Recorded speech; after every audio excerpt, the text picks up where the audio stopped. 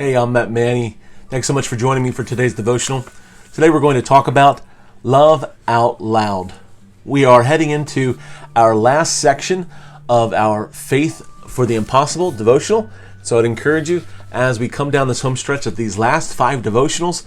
If you're interested, you can still pick up the devotional to follow along with us. But as we jump in today, we're talking about loving out loud.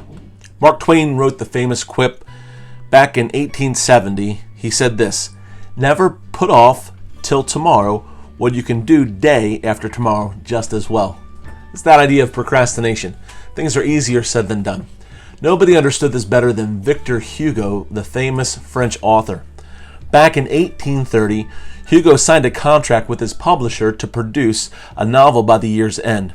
Instead of sitting at his writing desk and penning his next great work, Hugo spent his days pursuing all kinds of other interests, hosting parties, and altogether avoiding the deadline completely.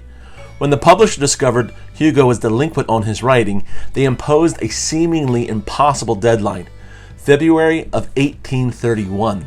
Hugo had 6 months to turn in a novel or else. In a flash of irrational genius, Hugo gathered all his clothes and gave them to his housekeeper to lock in a large trunk. With nothing but a shawl wrapped around his shoulders, Hugo couldn't go out in public.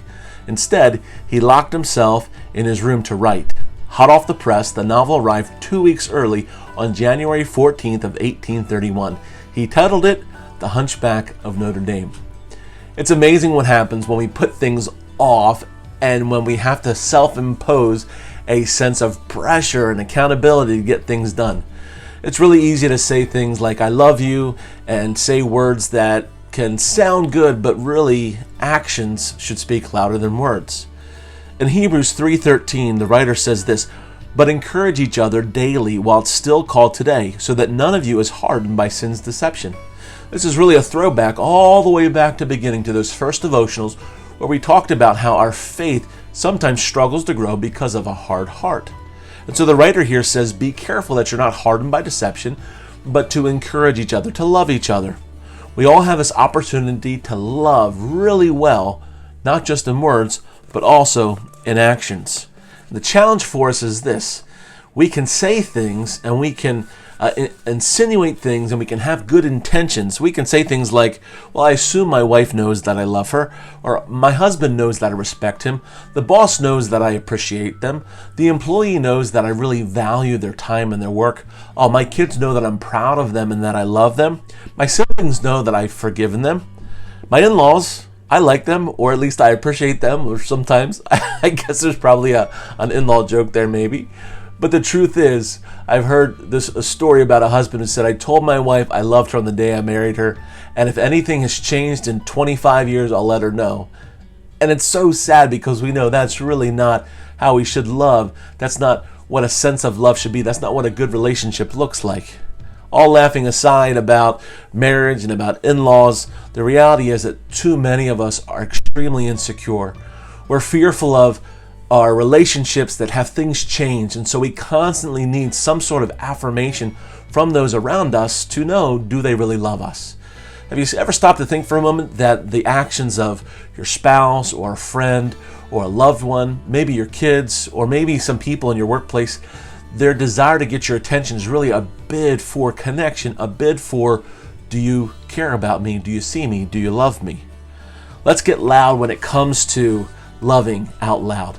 On Tuesday nights around our house, it starts off early at about 6 o'clock or so. We'll get a knock on the door and I'll hear, "Pastor Manny." And my little buddy, Bryson, he'll come running through the door. He's one of the kids that attends with his mom and dad and our small group on Tuesdays. And then as the hours continue on, we'll have more families come through the door. And so our group, we have young families with lots of kids. So our house gets extremely loud. So between the mealtime and the discussion and finding out how people's work week is going, between the answers and questions for the Bible study, kids shouting and running around, and especially during the summertime when they're inside and outside playing, we find ourselves, it's this beautiful chaos, if you will, this loudness of sorts. And even sometimes at the end of the night, the kids will actually watch some kind of like karaoke on YouTube, and they'll sing along with their latest favorite song. What I love about those nights, as loud as it gets sometimes, there's so much love. And there's so much grace and so much encouragement as we spend time together.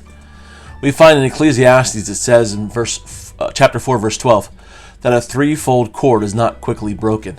When we love people really well, we can bind ourselves together.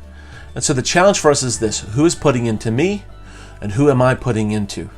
We have that threefold cord. You are the middle part of that cord, but who is putting into you? And then who are you putting into with your life to living out loud in their lives? Hey, thanks so much for joining me for today's devotional. Thanks for watching.